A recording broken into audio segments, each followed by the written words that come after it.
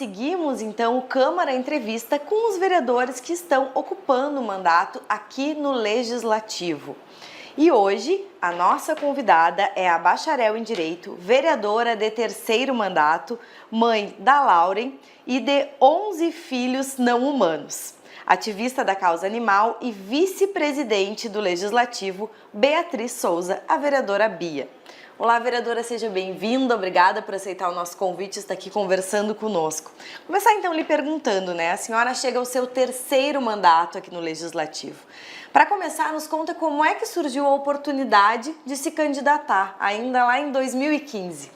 Eu quero agradecer a oportunidade e, por incrível que pareça, o tempo é muito rápido, né? Quando tu fala terceiro mandato, a gente já completou 8 anos, começa no 9º ano de Legislativo.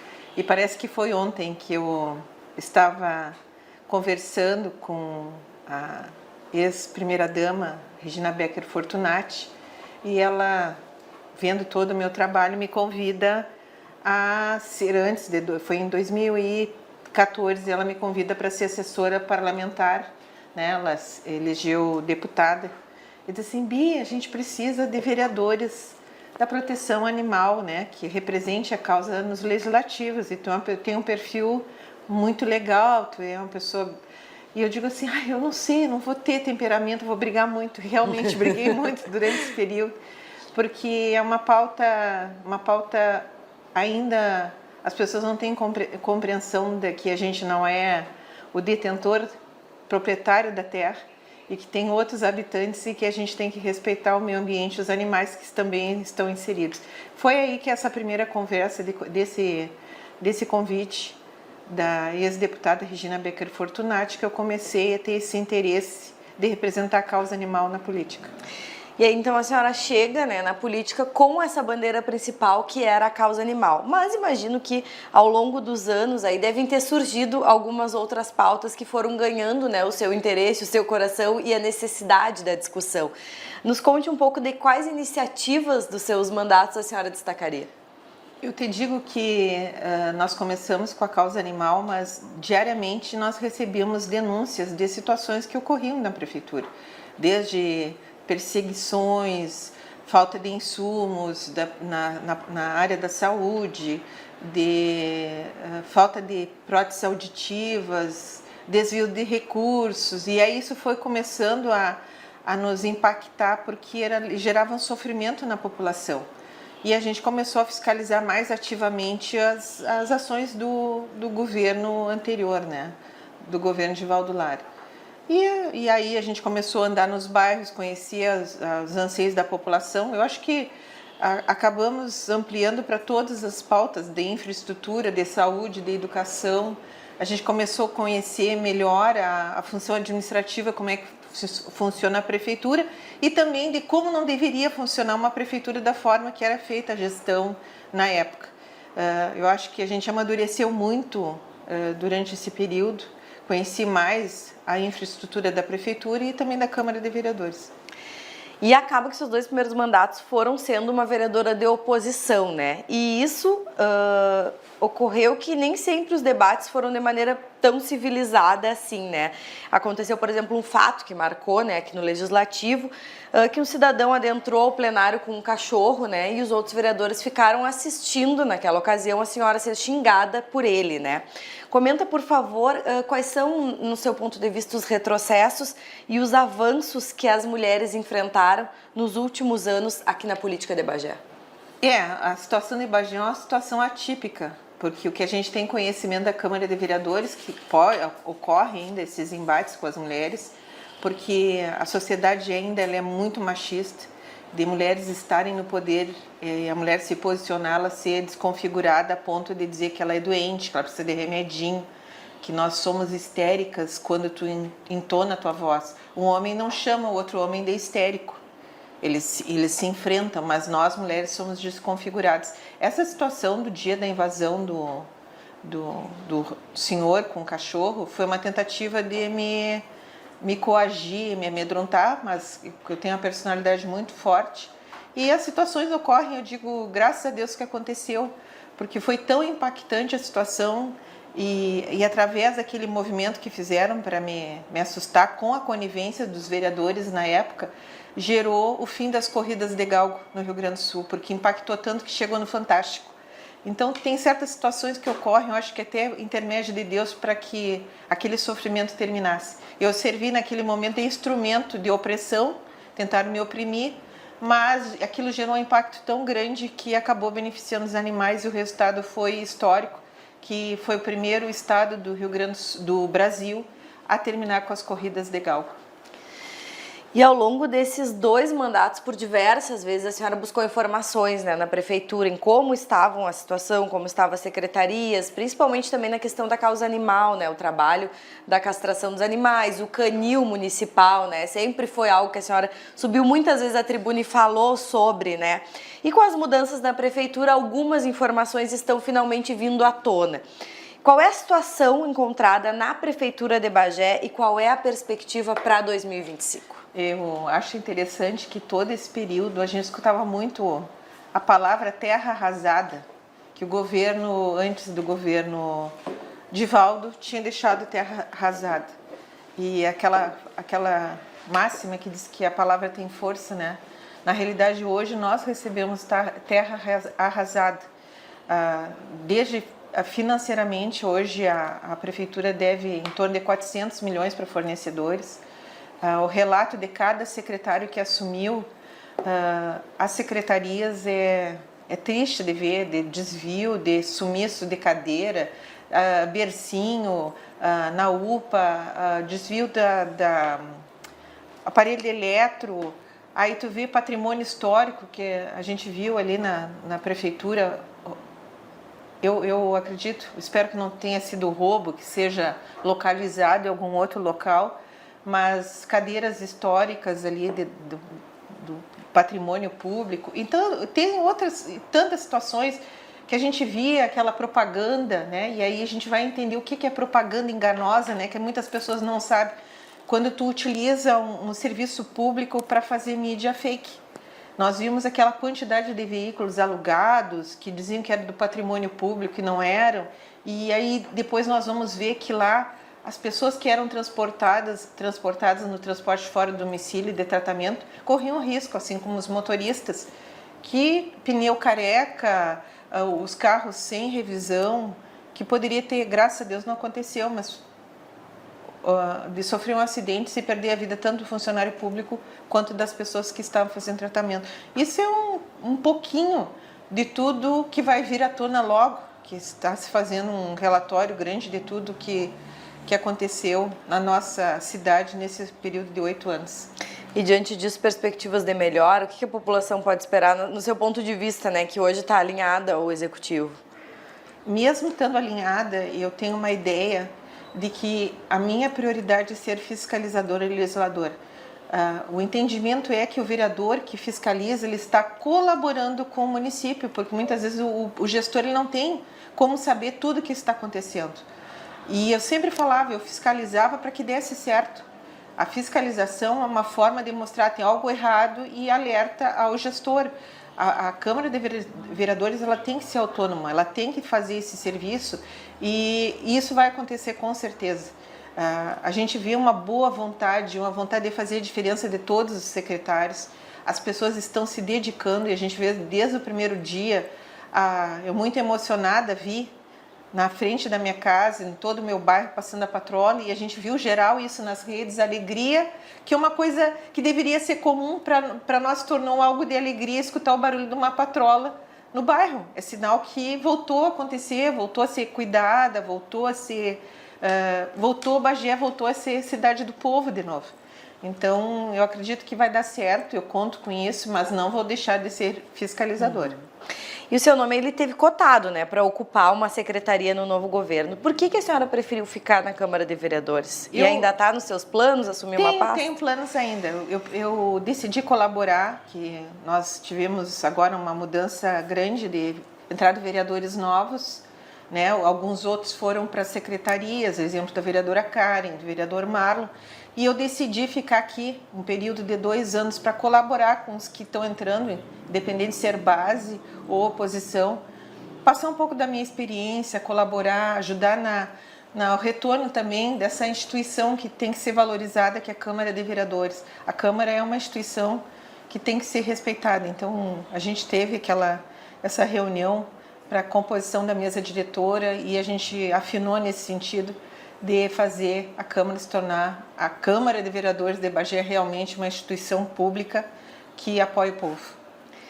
E em 2025, né, uma frente ampla conquistou a mesa diretora aqui na Câmara de Vereadores, sendo composta por 4 partidos diferentes, sendo desses 3 mulheres, né? Presidente, vice-presidente, primeiro secretário são mulheres que estão ocupando aí esses cargos, né? E o vereador Maurício Vargas, né, que vem como segundo secretário. Bendito fruto. Bendito fruto. Conta para nós como foram as negociações e qual é a expectativa para essa próxima legislatura e a atuação dessa mesa diretora. É muito legal porque são pessoas de ideologias diferentes, mas com o mesmo fundamento, né? Tentar criar essa visão de instituição. A gente reuniu, afinou as ideias, redução de custos, né, da Câmara de Vereadores, transparência, respeito aos funcionários da casa e algumas medidas já começaram a ser tomadas. Primeiro foi essa decisão que nós tivemos que nós não podemos usar perseguições particulares, usar mídias digitais para fazer perseguição da vida particular tanto dos funcionários quanto dos vereadores. Isso foi uma belíssima iniciativa da mesa. Eu acho que a gente encerra um ciclo de debates sem qualificação. A gente tem que qualificar tanto os funcionários quanto os vereadores da casa. A redução de gastos, que a gente tem um exemplo ali de um aluguel de um carro, no valor de 3.800 por mês, que também foi cancelado. Outra situação é o patrimônio da casa é público, não é particular. E a gente tem que deixar muito reforçado isso, que desde os celulares, quando termina o mandato, eles têm que ser devolvidos para casa, que não é nosso, é do povo que paga o imposto. Então, acho que é muito legal essa situação de a gente afinar nas ideias, nessa transformação da Casa Legislativa. E como é que aconteceu essa conversa, assim, de chegar à condição de compor essa mesa, né, sendo cada um no mandato? Porque normalmente a gente sabe que os pares conversam entre si, entre as suas ideologias ou entre os seus partidos, né, para compor essa mesa. E nesse momento houve um diálogo mais amplo, né? Eu acho que o diálogo maior foi o de todos os partidos de ter uma representatividade escandalosa que tivemos no município, de cada 2 meses ter notícias de corrupção, rachadinha e tantas outras situações que envergonharam o nosso município. E todos com essa mesma ideia de que a política não pode ser assim representada. Tanto que a presidente foi atacada por pares de mesma ideologia porque ela não queria fazer o que sempre foi feito. Compra de cargos e rachadinhas e tantas outras coisas que ela deixou bem claro que ela não queria participar. Então, aquilo dali me inspirou a compor com ela, porque eu digo, a gente é muito parecida com ideologias diferentes, né? Eu de esquerda e ela de direita, e a gente tem afinidade em algumas ideias. Então, eu acredito que vai ser inspiradora essa gestão e que a gente possa qualificar também o pensamento do povo, que voto não se troca por nada. Voto é um tesouro que o povo tem de escolha e que não se deve trocar por telha, que não deve se trocar por cesta básica, que aí quando a pessoa faz essa troca, ela tem um resultado. O resultado foi uma administração que devastou a nossa cidade. E como é que fica? A senhora já deixou claro, né, que a função da fiscalização, mesmo havendo alinhamento com o executivo, ela permanece, né, não abre mão desse papel, que é um papel dos vereadores, né, como a senhora já falou muito bem. E nesse novo momento, né, de alinhamento com o executivo, da Câmara de Vereadores, com esse novo momento, com esse discurso mais amplo dos partidos, há algum projeto seu que foi rejeitado anteriormente e que pode voltar para a pauta das discussões? A senhora já tem algo em torno disso? Tem vários projetos que no final agora o último foi aprovado, depois de muita luta, o dos ninhos, que foi ridicularizado. e que as pessoas têm dificuldade de entender da importância dos animais silvestres no equilíbrio do todo, né? Mas a gente tem que voltar a discutir a relação dos cavalos em via pública. A gente tem que discutir que os animais são explorados, que deve ter um regramento, que os animais não podem estar soltos em via pública, e a gente tem que voltar a debater a função dos animais, o meio ambiente, das catástrofes, que a gente tem que estar preparado. Eu acho que as pautas que devem retornar à discussão são pautas ambientais, que a gente precisa discutir com urgência. A gente já passou, Bagé passou ainda por uma situação que não foi crítica como aconteceu em Porto Alegre e toda aquela região que foi alagada, mas a gente passa por situações ou de seca ou de chuva extrema. A gente precisa discutir a pauta dos cavalos, de animais de grande porte soltos em via pública, porque são pautas que são recorrentes e não são resolvidas. Então, eu acredito que a Câmara tem que receber a população para tentar debater pautas que são extremamente necessárias de ser discutidas e que, com o passar dos anos, não são resolvidas. É essa a função nossa como legisladores, tentar resolver demandas contemporâneas da população, colocar em debate coisa que não acontecia na Câmara, abrir o espaço da população de discussão, de audiências, para que a população traga para nós, porque também a gente não é detentor de todas as informações. Muitas vezes a gente não tem como saber tudo que acontece na cidade. E abrir esse espaço da população ter esse diálogo. Muitas pessoas nunca entraram na Câmara de Vereadores, elas não sabem o que acontece aqui. E eu acho que hoje a TV Câmara, com essa abertura que vocês têm, essa liberdade de poder mostrar, é para trazer a população a também assistir a TV Câmara, a importância dela de abertura para essa relação entre legislativo e população. E há a possibilidade da criação de uma secretaria da causa animal? Existe alguma tratativa com o governo? E o que isso poderia mudar, né? O que poderia trazer de ganho para essa causa na cidade? Eu acho que quando tu cria uma secretaria ou cria um departamento, tu institucionaliza uma política pública. A gente institucionalizando uma política pública, ela cria uma educação, uma pauta de respeito e uma visão diferenciada para uma pauta. Assim como foi a Secretaria das Mulheres. Quando tu institucionalizou a Secretaria das Mulheres, as mulheres estão sendo valorizadas, a gente tem que discutir essa pauta. Quando foi criada a Coordenadoria do Idoso, a gente começou a ter uma visão mais ampliada da situação dos idosos. E a causa animal, hoje, a renda per capita do Brasil, depois de venda de celulares, é venda de produtos para pet shop. As pessoas começaram a ter os animais como membros da família. Então, se eles são membros da família, se eles estão na nossa vida desde lá da época dos homens das cavernas, que começaram com os lobos, né, que tiraram eles da natureza para ser protetor, a gente tem que ter uma visão boa. Ele faz parte da nossa família, ele não pode ser jogado na rua como se fosse um objeto, e ele não pode ser maltratado. Começou com os animais domésticos e se amplia essa discussão para os animais silvestres também, que é o maior índice de penalidades e situações criminosas são com a venda de animais silvestres. São tantas pautas relacionadas a animais que a gente tem que discutir com seriedade e que não pode ser colocada de lado por governo nenhum. E a senhora, como a gente já falou, né, ao longo da entrevista aqui, sente na pele essa questão da violência de gênero, né? Acredito que toda mulher, na verdade, a sociedade sente, mas as que chegam ao poder, de alguma maneira, são atacadas de uma maneira mais direta, né? Qual é o caminho, na sua opinião, para que isso fique no passado e para que as mulheres da nova geração consigam ter plenamente a liberdade e aquelas lutas, né, que vêm há tanto tempo lá daquele grupo de feministas e que ainda tem tantos preconceitos em torno disso, né?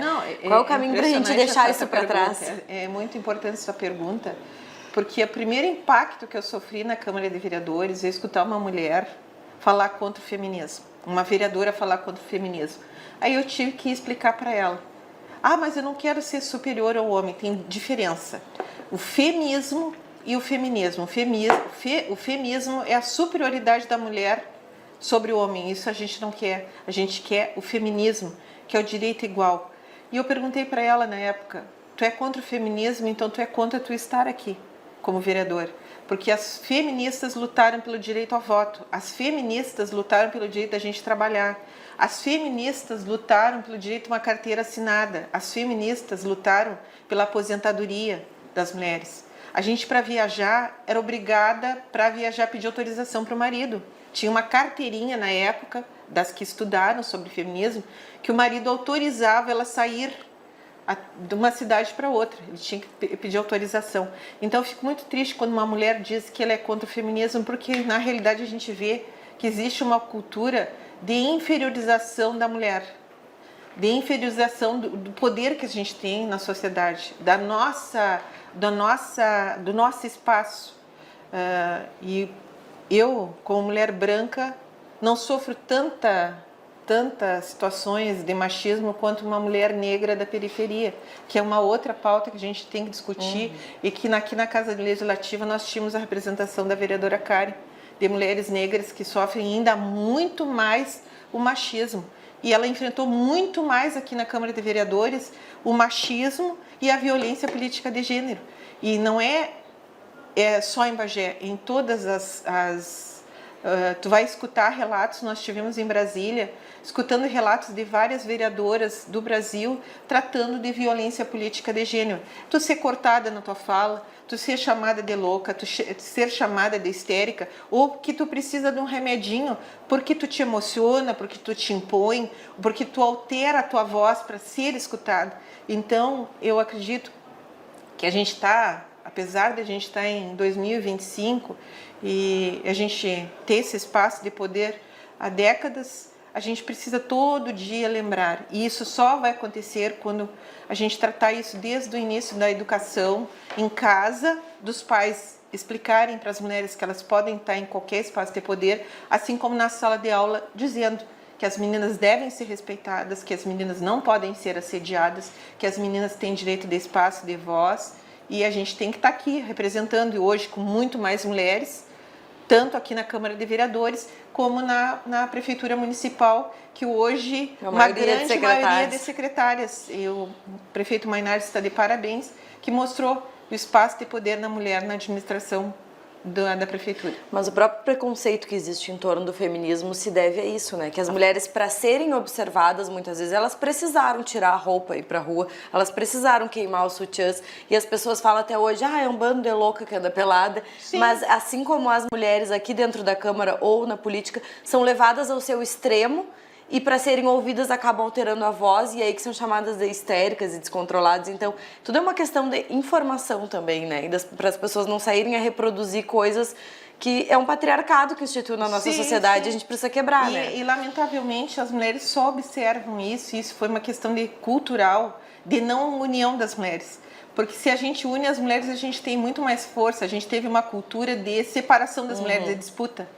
Se as mulheres serem inimigas, né? Inimigas, não. Eu acredito que no momento que as mulheres... Muitas vezes as mulheres não passam por isso. Eu comecei a observar, porque eu sou uma mulher grande, né? Sou alta e sou branca, e eu sou favorecida na sociedade pelo meu tamanho, pela minha cor. Muitas coisas eu não passei. E aí quando tu começa a conversar com outras mulheres que são da periferia, mulheres negras, e que o que elas sofrem, e que se eu não tiver uma posição de força e não colaborar com que ela tenha espaço, é isso que se precisa na sociedade. Mulheres que estejam em espaço de poder ajudar outras mulheres que sofrem violência, que sofrem desrespeito, que a gente possa colaborar de alguma forma de proteger. É o que aconteceu, a gente já teve um exemplo agora, já no início dessa legislatura.